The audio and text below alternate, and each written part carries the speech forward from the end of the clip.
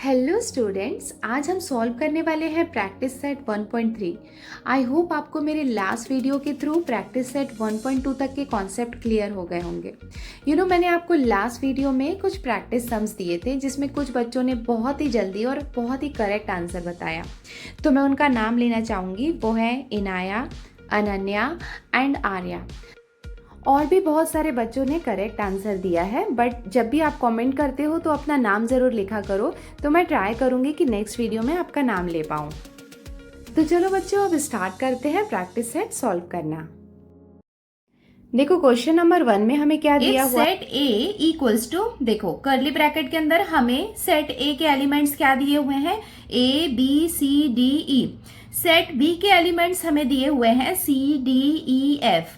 Set C के elements हमें दिए हुए हैं बी डी। डी के एलिमेंट हमें दिए हुए हैं ए ई।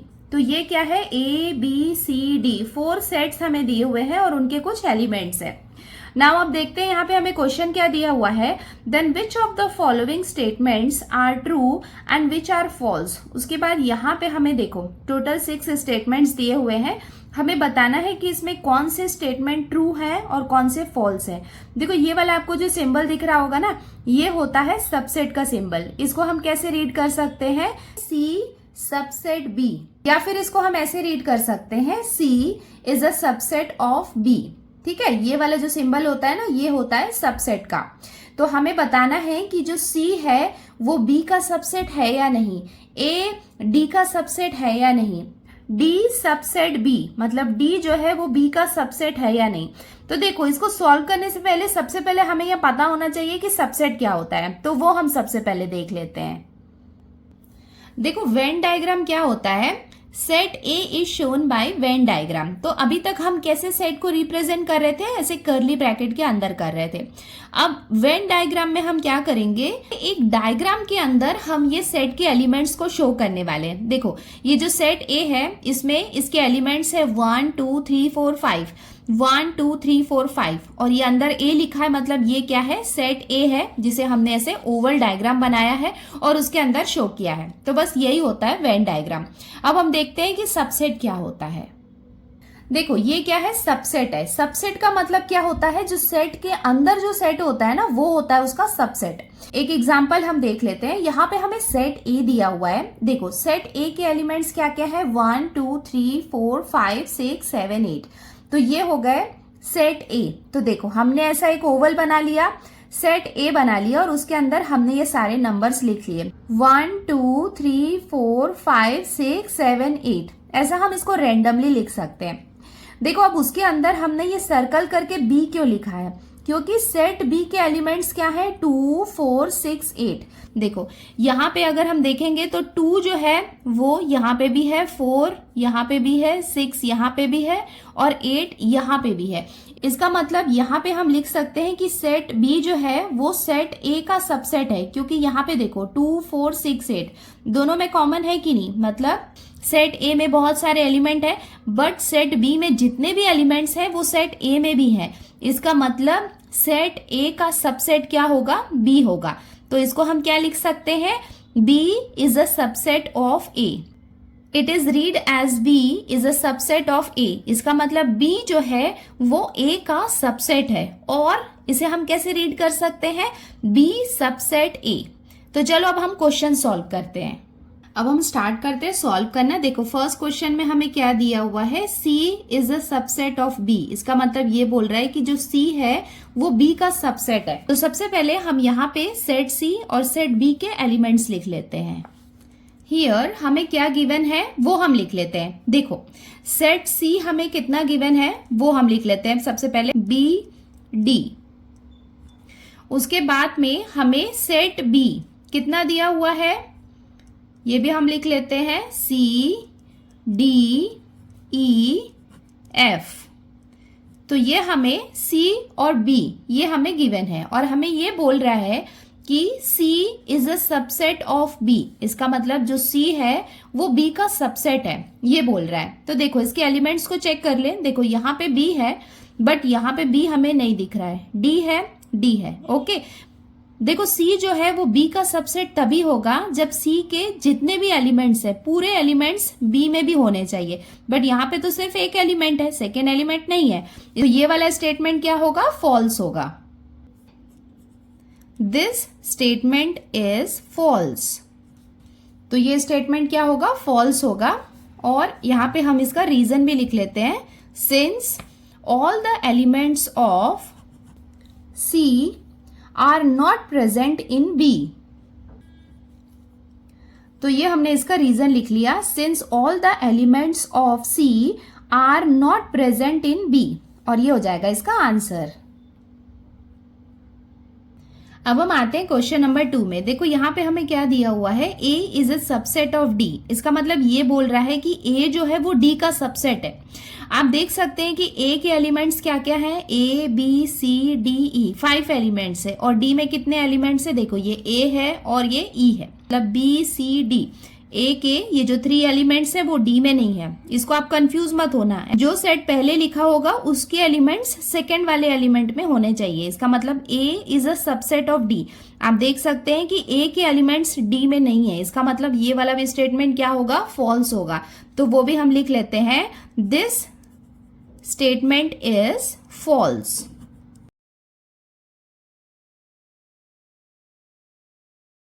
और इसका रीजन भी हम लिख लेते हैं।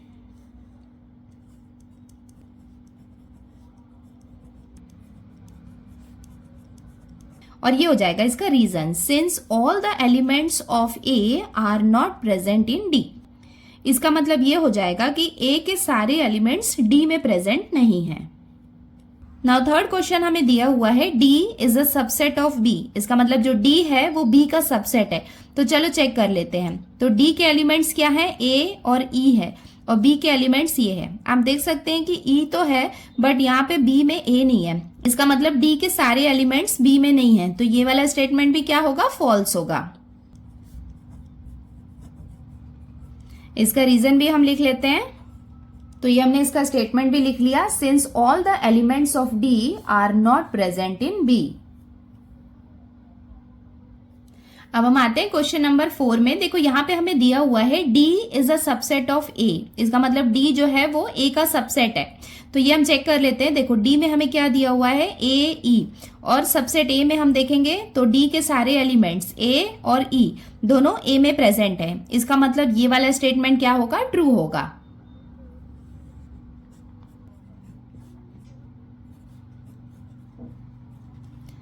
और ये हो जाएगा इसका reason, since all the elements of D are present in A. अब हम आते हैं क्वेश्चन नंबर 5 में। देखो यहाँ पे हमें क्या दिया हुआ है, B is a subset of A। तो देखो यहाँ पे हमें B के एलिमेंट्स क्या दिए हुए हैं, C D E F, और A के एलिमेंट्स क्या है, A B C D E। देखो यहाँ पे C है, D है, E है, बट यहाँ पे F है और यहाँ पे F नहीं है। इसका मतलब ये वाला स्टेटमेंट क्या होगा, फॉल्स होगा। तो वो भी हम लिख लेते हैं। तो ये हमने यहाँ पे लिख लिया, दिस स्टेटमेंट इज फॉल्स। अब इसका रीजन भी हम लिख लेते हैं, और ये भी हमने लिख लिया, since all the elements of D are not present in A, और ये हो जाएगा इसका आंसर। देखो क्वेश्चन 6 में हमें क्या दिया हुआ है, C is a subset of A। देखो C के एलिमेंट्स क्या है, B और D, और A के सबसेट में ये है। देखो यहाँ पे B है और यहाँ पे D है। इसका मतलब C के जितने भी एलिमेंट्स हैं वो सब A में प्रेजेंट है। इसका मतलब C क्या होगा, A का सबसेट होगा। तो इसका स्टेटमेंट हम लिख सकते हैं, this statement is true since all the elements of C are present in A। अब हम आते हैं क्वेश्चन नंबर 2 में। देखो यहाँ पे हमें क्या दिया हुआ है, take the set of natural numbers from 1 to 20 as universal set and show set x and y using Venn diagram. तो हमें क्या करना है, नंबर 1 to 20 को एज अ यूनिवर्सल सेट लेना है। तो सबसे पहले हम देखते हैं कि यूनिवर्सल सेट क्या होता है। देखो पेज नंबर 9 में हमें दिया हुआ है यूनिवर्सल सेट। इसका मतलब क्या होता है, think of a bigger set which accommodate all the given sets under consideration which is general in known as universal set. मतलब एक बड़ा सेट जिसके अंदर सारे जो उससे रिलेटेड, उसके कंसिडरेशन में जो भी सेट्स होते हैं वो सारे सेट्स अगर एक बड़े से सेट के अंदर आ जाते हैं तो उसे हम क्या कहते हैं, यूनिवर्सल सेट कहते हैं।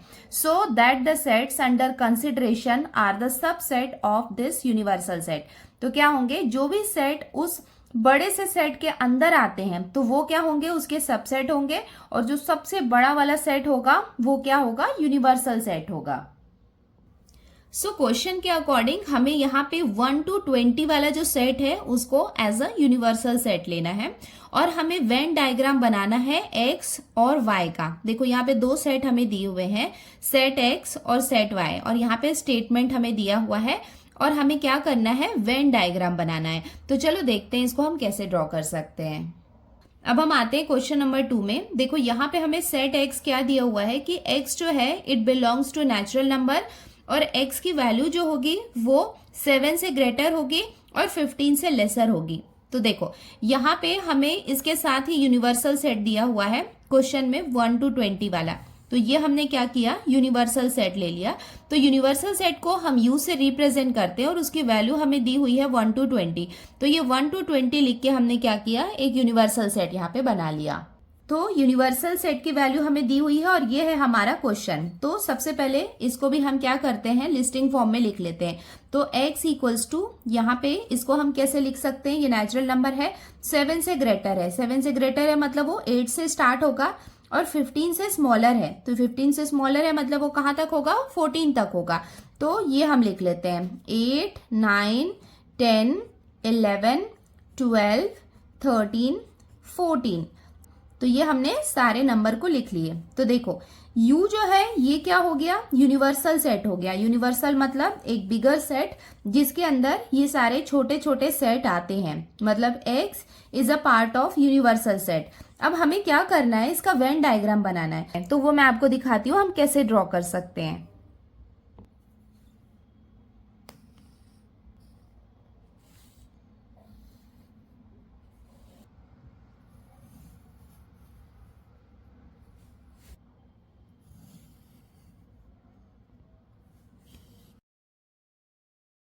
वेन डायग्राम में ये जो रेक्टेंगल होता है ये क्या होता है, यूनिवर्सल सेट, और ये जो सर्कल है ये क्या है, इसके अंदर है, इसका पार्ट है, तो ये क्या हुआ, इसका सबसेट है।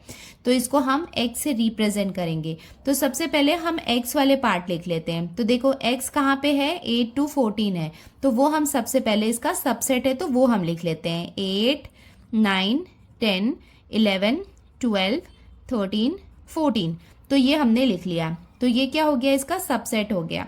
और यूनिवर्सल सेट हमें पता है कि 1 to 20 है, तो 8 to 14 को छोड़ के जो बाकी के नंबर्स हैं वो हम लिख लेते हैं 1, 2, 3, 4, 5, 6, 7, 8 to 14 तो यहाँ पे हमें दिया हुआ है, तो उसके आगे का हम लिख लेते हैं 15, 16, 17, 18, 19, 20, और ये हो जाएगा इसका वेन डायग्राम। वेन डायग्राम में क्या हुआ, देखो ये यूनिवर्सल सेट के अंदर तो सारे नंबर है, बट x जो है उसका सबसेट है जिसके अंदर 8 to 14 नंबर है, जैसा कि हमें सिचुएशन में गिवन था, और ये हो जाएगा इसका आंसर। अब हम आते हैं इसके क्वेश्चन नंबर 2 में। देखो ये y है, y का स्टेटमेंट हमें यहाँ पे दिया हुआ है, वी हैव यूनिवर्सल सेट, हमें यहाँ पे 1 to 20 दिया हुआ है। y का स्टेटमेंट क्या दिया हुआ है ये हम देख लेते हैं। तो यहाँ पे दिया हुआ है set y equals to y such that y belongs to natural number, मतलब y जो है वो क्या है, नेचुरल नंबर है। y is prime number from 1 to 20, और y क्या है, एक प्राइम नंबर है। प्राइम नंबर कहाँ से कहाँ तक है, 1 to 20, मतलब 1 to 20 के बीच में जो प्राइम नंबर्स हैं वो हमें यहाँ पे लिखना है। तो सबसे पहले इसे हम लिस्टिंग फॉर्म में लिख लेते हैं। तो ये हो जाएगा therefore y equals to 1 to 20 के बीच में जो भी प्राइम नंबर्स हैं वो हम लिख लेते हैं। तो प्राइम नंबर्स कौन कौन से हैं, 2, 3, 5, 7, 11, 13, 17, 19, तो ये सब क्या हो गए, प्राइम नंबर्स। अब हम इसका वेन डायग्राम ड्रॉ कर लेते हैं।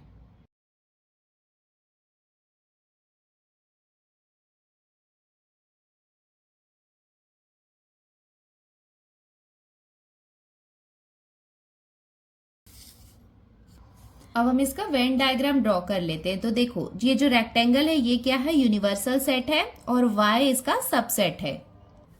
तो सबसे पहले हम y लिख लेते हैं। यहाँ पे क्या क्या दिया हुआ है, 2, 3, 5, 7, 11, 13, 17, 19। अब इसमें जो बचे हुए पार्ट हैं जो यूनिवर्सल सेट का है वो हम लिख लेते हैं। 1 2 3 तो यहाँ दिया हुआ है 4 5 6 7 8 9 10 11 12 13 14 15 16 17 18 19 20। और ये हो जाएगा इसका वेन डायग्राम, जिसमें यूनिवर्सल सेट में पूरे 1 से 20 तक नंबर है और उसके सबसेट y में जो हमने अभी यहाँ पे सेट बनाया था वो वाले नंबर्स हैं। अब हम आते हैं क्वेश्चन नंबर 3 में। देखो यहाँ पे यूनिवर्सल सेट हमें दिया हुआ है 1 2 3 7 8 9 10 11 12 और सेट P हमें दिया हुआ है 1 3 7 10। देन फर्स्ट हमें क्या करना है, देखो यहाँ पे 2 टास्क हमें दिए हुए हैं। देखो यहाँ पे हमें 2 टास्क करने हैं। फर्स्ट हमें क्या दिया हुआ है, show the sets U P and P dash. जो ये P डैश होता है ना, इसे हम क्या कहते हैं, कॉम्प्लीमेंट। मतलब ये क्या है, P का कॉम्प्लीमेंट है बाय वेन डायग्राम। तो वेन डायग्राम में हमें क्या क्या शो करना है, U P और P कॉम्प्लीमेंट। इसको हम कैसे शो कर सकते हैं, देखो हमें U दिया हुआ है और P हमें दिया हुआ है। यूनिवर्सल सेट मैंने अभी आपको प्रीवियस क्वेश्चन में बताया था कि जो रेक्टेंगल होता है, रेक्टेंगल के अंदर जो होता है वो एक कंप्लीट सेट होता है, वो होता है यूनिवर्सल सेट। और P जो है वो क्या है, उसका सबसेट है। अभी देखो ये P कॉम्प्लीमेंट क्या होता है, जैसे ये P में जो इसके एलिमेंट्स हैं, तो जो एलिमेंट इसमें प्रेजेंट नहीं है बट वो किस में है, U में है, तो उसे हम क्या कहेंगे, P कॉम्प्लीमेंट। तो सबसे पहले हम ये देखते हैं कि इसे हम वेन डायग्राम में कैसे शो कर सकते हैं। सेकेंड हमें दिया हुआ है वेरीफाई P कॉम्प्लीमेंट का कॉम्प्लीमेंट दिया हुआ है इक्वल्स टू P। बहुत छोटा सा ट्रिक है कि ये कॉम्प्लीमेंट से ये कॉम्प्लीमेंट आपस में कैंसिल हो जाता है, तो P इक्वल्स टू P होता है। बट ये हमें क्या करना है, वेरीफाई करना है। तो ये मैं आपको बताती हूँ इसे हम कैसे वेरीफाई करते हैं। तो सबसे पहले ये हम करते हैं कि वेन डायग्राम में U P और P कॉम्प्लीमेंट को शो करते हैं। अब हम सॉल्व कर रहे हैं क्वेश्चन नंबर 3। देखो यहाँ पे हमें U और P दिया हुआ है, तो सबसे पहला वाला कंडीशन हम सॉल्व करते हैं। यहाँ पे हमने ये यूनिवर्सल सेट लिख लिया और P लिख लिया। तो हमें क्या करना है, वेन डायग्राम में शो करना है। तो बट वेन डायग्राम में हमें P कॉम्प्लीमेंट भी शो करना है। तो P कॉम्प्लीमेंट हम कैसे निकालेंगे, जैसा कि मैंने अभी आपको बताया, P में जो एलिमेंट्स दिए हुए हैं, तो जो एलिमेंट इसमें नहीं है बट यूनिवर्सल सेट में है, तो वो क्या होंगे, P कॉम्प्लीमेंट होंगे। तो चलो चेक करते जाते हैं। देखो यहाँ पे 1 है तो हम 1 नहीं लिखेंगे। 2 देखो यहाँ पे 2 नहीं है तो यहाँ पे क्या आ जाएगा, 2। उसके बाद 3 है यहाँ पे ना, देखो यहाँ पे 4 नहीं है, 5 नहीं है, 6 भी नहीं है, यहाँ पे 7 यहाँ पे दोनों में दिया हुआ है। उसके बाद देखो यहाँ पे 8 और 9 नहीं है, तो हम यहाँ पे लिख लेते हैं 8 9। उसके बाद देखो यहाँ पे 10 है, 10 के बाद यहाँ पे कुछ भी नहीं है, बट यहाँ पे 11 12 भी हमें दिया हुआ है, तो ये हम लिख लेते हैं 11 12। तो बहुत ही सिंपल है कि जो यहाँ पे नहीं है बट इधर है, यूनिवर्सल सेट में दिया हुआ है, वो क्या हो जाएगा, P का कॉम्प्लीमेंट हो जाएगा। तो ये हो गया। अब हम क्या करते हैं, इसको हम वेन डायग्राम में शो करते हैं। अब हम वेन डायग्राम ड्रॉ कर लेते हैं।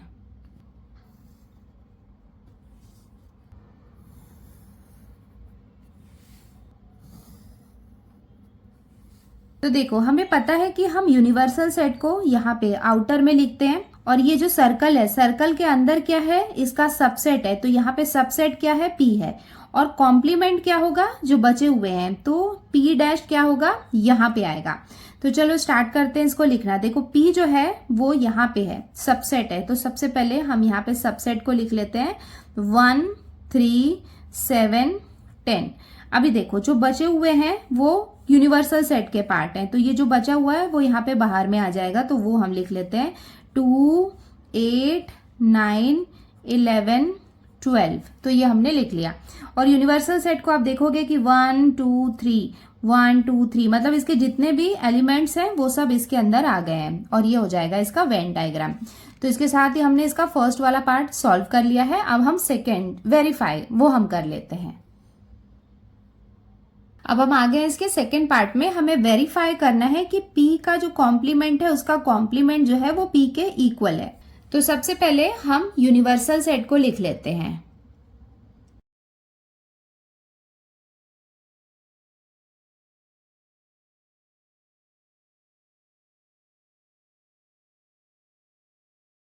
नाउ सेकेंड, हम सेट पी को भी लिख लेते हैं।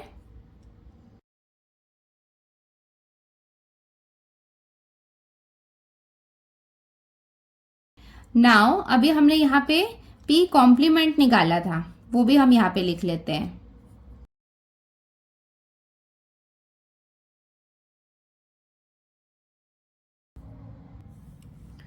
देयरफॉर अभी हमें क्या निकालना है यहाँ पे, P का जो कॉम्प्लीमेंट है उसका कॉम्प्लीमेंट क्या होता है, तो वो एक्चुअली क्या होता है, P होता है। बट ये देखो, ये P क्या होगा, अगर ये यूनिवर्सल सेट में से हम माइनस कर दें P कॉम्प्लीमेंट को, तो जो बचेगा वो क्या होगा, P होगा ना। तो जब हमने यूनिवर्सल सेट में से P कॉम्प्लीमेंट को माइनस किया तो हमें क्या मिल गया, ये P मिल गया। मतलब इसमें से इसको माइनस किया तो ये हमें मिल गया। देयरफॉर ये क्या होता है, वेरीफाई होता है दैट P कॉम्प्लीमेंट का कॉम्प्लीमेंट इक्वल्स टू P, और ये हो जाएगा इसका आंसर। अब हम आते हैं क्वेश्चन नंबर 4 में। देखो यहाँ पे हमें क्या दिया हुआ है, set A equals to 1, 3, 2, 7, then write any 3 subsets of A। तो हमें क्या करना है, सेट A के सबसेट लिखना है। तो सबसेट लिखने का मतलब होता है कि जो सबसेट होते हैं ना, उसमें क्या होते हैं, ये एलिमेंट्स प्रेजेंट होते हैं। कोई 1 एलिमेंट, 2 एलिमेंट, 3 एलिमेंट्स ऐसे प्रेजेंट होने चाहिए सबसेट्स में। तो चलो वो भी हम लिख लेते हैं। अब हम सॉल्व कर रहे हैं क्वेश्चन नंबर 4। हियर हमें यहाँ पे सेट A इक्वल्स टू ये दिया हुआ है, 3 सबसेट्स ऑफ A आर। तो हमें क्या करना है, 3 सबसेट्स बनाने, तो वो हम लिख लेते हैं। ये हो जाएगा 1, 2, 3। तो ये हम क्या कर रहे हैं, 3 सबसेट्स लेने वाले हैं। तो यहाँ पे A नाम दिया है, तो यहाँ पे हम कोई और लेटर ले लेते हैं। और आपको पता है कि सेट को हमेशा कैपिटल लेटर में लिखना है, B, C, D। तो चलो अब इसके सबसेट्स लिख लेते हैं। तो सबसेट्स जो होते हैं वो क्या होते हैं, उनमें जो एलिमेंट है वो A में प्रेजेंट होने चाहिए। तो देखो यहाँ पे हम कोई भी एलिमेंट ले लेते हैं, अलग अलग लेते हैं। जैसे यहाँ पे हमने इसका 1 एलिमेंट ले लिया, सिर्फ 1, तो ये हो गया इसका सबसेट। मतलब B क्या होगा, B is a subset of A, क्योंकि B के एलिमेंट A में प्रेजेंट है। ये ओपन एंडेड है, आप चाहे तो इसमें कोई भी नंबर ले सकते हैं, यहाँ पे 3 ले सकते हैं या 2 ले सकते हैं। तो चलो अब यहाँ पे हम 2 एलिमेंट्स ले लेते हैं। तो यहाँ पे हम ले लेते हैं 3, 2। तो ये क्या हो जाएगा, C हो जाएगा A का सबसेट, क्योंकि इसके एलिमेंट यहाँ पे प्रेजेंट है। नाउ अभी हम क्या करते हैं, 3 डिजिट ले लेते हैं। तो यहाँ पे हम ले लेते हैं 1, 2, 7। तो हमने क्या किया, इसके 3 डिजिट ले लिया, 1, 2, 7, 1, 2, 7। इसका मतलब D के एलिमेंट्स A में प्रेजेंट है, तो D क्या होगा, A का सबसेट हो जाएगा, और ये हो जाएगा आंसर। इसके साथ में आप कोई भी कॉम्बिनेशन ले सकते हैं। अब हम आते हैं क्वेश्चन नंबर 5 में। देखो यहाँ पे क्या दिया हुआ है, right the subset relation between the sets. तो यहाँ पे हमें सेट्स दिए हुए हैं और उनका रिलेशनशिप हमें बताना है। देखो यहाँ पे सेट को हम जिन लेटर से रिप्रेजेंट कर रहे हैं वो दिया हुआ है, P is the set of all residents in Pune. मतलब पुणे में जितने भी लोग रहते हैं उनके सेट को हम P से रिप्रेजेंट कर रहे हैं। मतलब पुणे के लिए हम P से रिप्रेजेंट कर रहे हैं। M is the set of all residents in Madhya Pradesh. मतलब मध्य प्रदेश के लिए हम यहाँ पे लेटर M यूज कर रहे हैं। M जो है वो सेट है जो जितने भी रेसिडेंट है, मध्य प्रदेश में रहने वाले लोग हैं, उनको M से रिप्रेजेंट कर रहे हैं। I is the set of all residents in Indore. Indore के लिए हम यहाँ पे I यूज कर रहे हैं। B is the set of all residents in India. मतलब इंडिया के जितने भी रेसिडेंट्स हैं उनके लिए हम लेटर B यूज कर रहे हैं। H is the set of all residents in Maharashtra. Maharashtra में रहने वाले जितने भी लोग हैं उनके लिए हम लेटर H यूज कर रहे हैं एज अ सेट। अब हमें क्या करना है, यहाँ पे रिलेशनशिप बताना है। रिलेशनशिप बताना है कि मतलब कौन किसका सबसेट है। फॉर एग्जाम्पल मैं बता रही हूँ, जैसे कि महाराष्ट्र है, महाराष्ट्र किस में आता है, इंडिया में आता है ना। तो यहाँ पे हम इसको क्या लिख सकते हैं, H is the subset of B। मतलब H किसका सबसेट है, B का सबसेट है।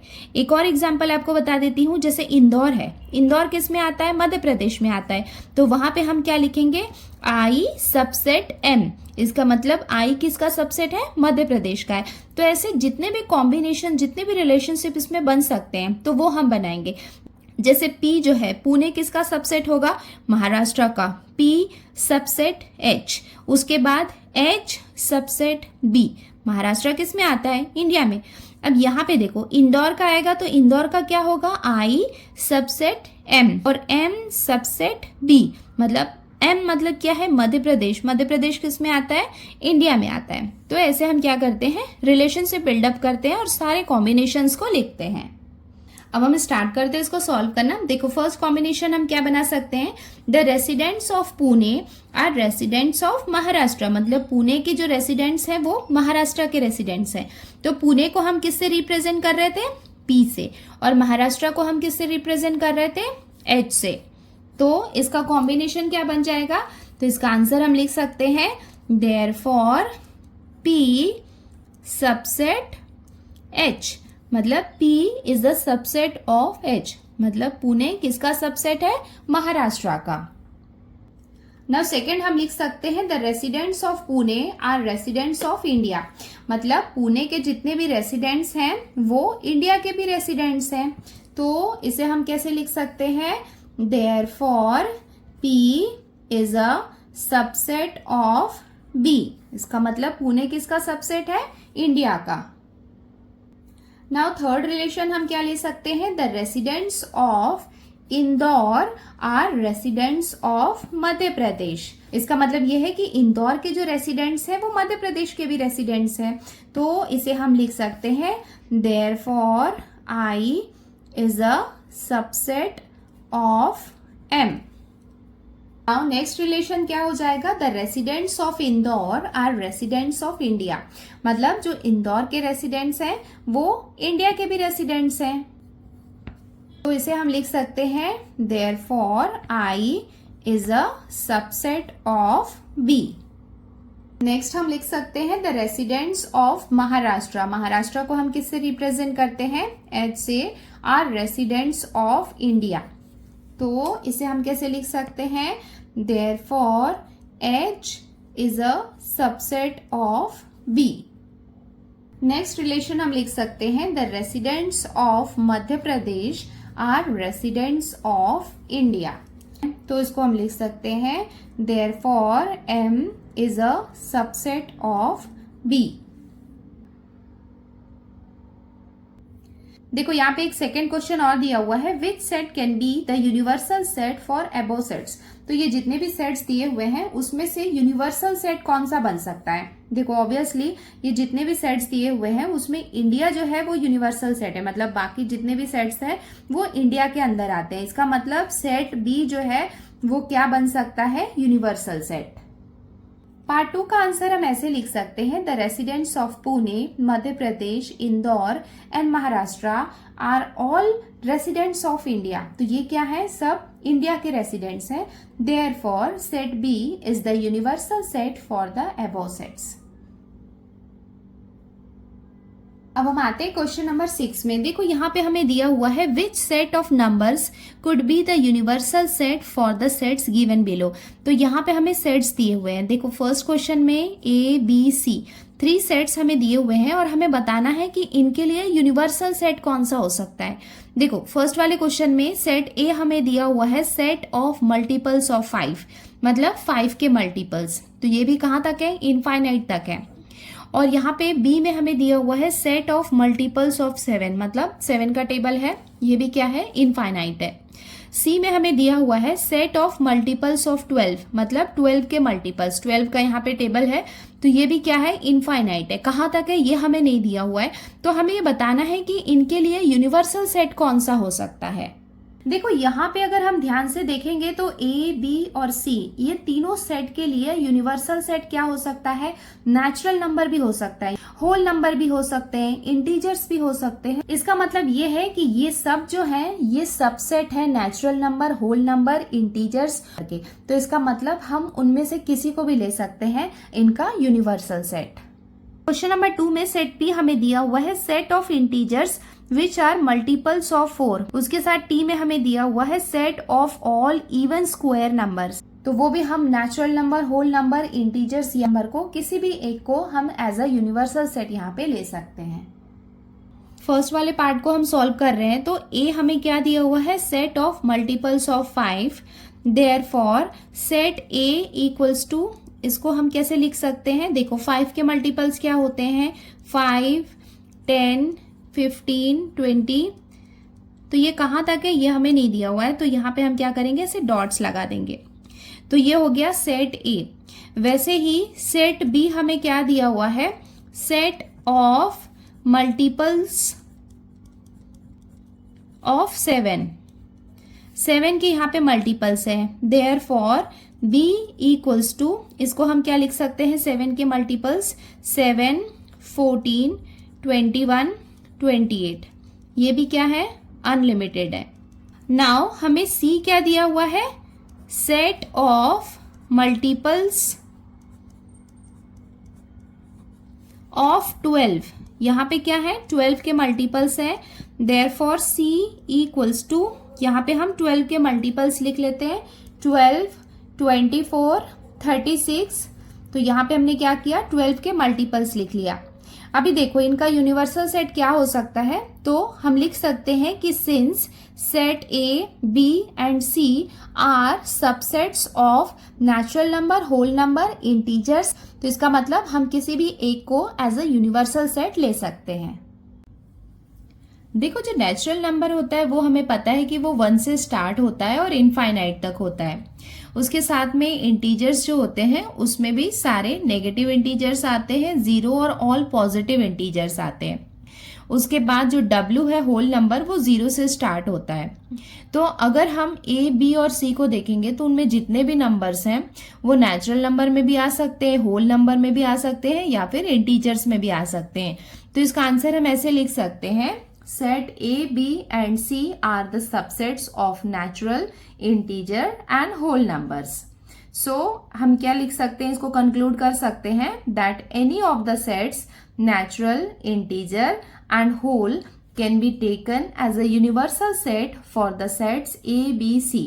इसका मतलब सेट A, B या फिर C के लिए हम नेचुरल नंबर, इंटीजर्स या फिर होल नंबर्स को एज अ यूनिवर्सल सेट ले सकते हैं। देखो क्वेश्चन नंबर 2 में हमें दिया हुआ है p equals to set of integers which are multiples of 4। तो इसे हम लिख सकते हैं therefore set p equals to, देखो ये क्या है? इंटीजर्स हैं जो 4 के मल्टीपल्स हैं, तो ये क्या हो जाएगा? 4, 8, 12, ये क्या होंगे? इसके इंटीजर्स होंगे। देखो इंटीजर्स देख के यहाँ पे कंफ्यूज नहीं हो जाना, सिर्फ यहाँ पे 4 लिखा है, मतलब -4 नहीं लिखा है। तो यहाँ पे हम सिंपली क्या करेंगे? यहाँ पे 4 के मल्टीपल्स ले लेंगे। तो ये हो गया p। और t हमें दिया हुआ है set of all even square numbers, therefore t equals to, इसको हम कैसे लिख सकते हैं? देखो इवन स्क्वायर नंबर, तो इवन नंबर क्या होते हैं? 2, 4, 6, बट यहाँ पे क्या है? उनके स्क्वायर्स हैं, तो यहाँ पे क्या करेंगे? हम उसके स्क्वायर्स लिख लेंगे। तो ये हो गया। ये भी क्या है? टिल इनफाइनाइट है, कहाँ तक है ये हमें मेंशन नहीं किया है। देखो अगर आप इसको देखोगे, p के सेट को देखोगे या फिर t के सेट को देखोगे, तो ये भी क्या है? ये नंबर्स भी नेचुरल, होल, इंटीजर के सेट के अंदर ये आ सकते हैं। सेट p और सेट t के लिए भी हम नेचुरल, इंटीजर्स या फिर होल नंबर को एज अ यूनिवर्सल सेट ले सकते हैं। तो इसका आंसर हम ऐसे लिख सकते हैं, एनी सेट्स natural, integer और whole can be taken as an universal set for sets p and t। मतलब p और t के लिए भी हम इनमें से किसी को भी एज अ यूनिवर्सल सेट ले सकते हैं। अब हम आते हैं क्वेश्चन नंबर 7 में। देखो यहाँ पे हमें क्या दिया हुआ है? Let all the students of a class is an universal set. तो अगर हम क्लास के सारे स्टूडेंट्स को एज अ यूनिवर्सल सेट ले रहे हैं, let set A be the students who secure 50% or more marks in maths। तो अगर हमने क्लास के सारे स्टूडेंट्स को एज अ यूनिवर्सल सेट लिया और उसमें से सेट ए हम क्या बना रहे हैं, मतलब इसका यूनिवर्सल सेट का सबसेट ए अगर हमने बनाया, तो उसमें हम कौन से बच्चों को ले रहे हैं? जो 50% से ज्यादा स्कोर किया है मैथ्स में। Then write the complement of set A. तो हमें क्या करना है?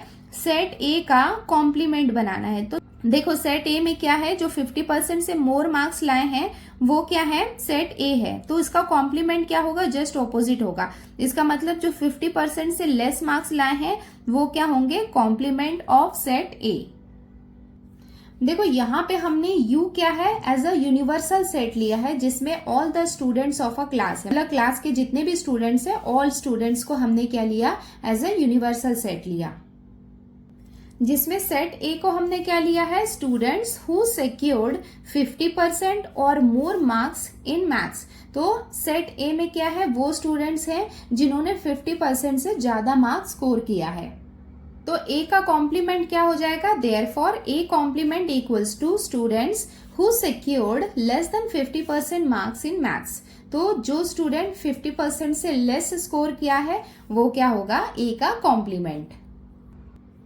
और ये एक छोटा सा काफी इजी सा मैंने एक प्रैक्टिस क्वेश्चन रखा है। देखो, इफ ए इक्वल्स टू, ये है यहाँ पे set A, then write 4 possible subsets. तो आपको ए के 4 पॉसिबल सबसेट्स लिखने हैं। आप कोई भी 4 कैपिटल लेटर्स को यूज करके एज अ सेट लो और मुझे इसके पॉसिबल सेट्स कमेंट बॉक्स में बताओ।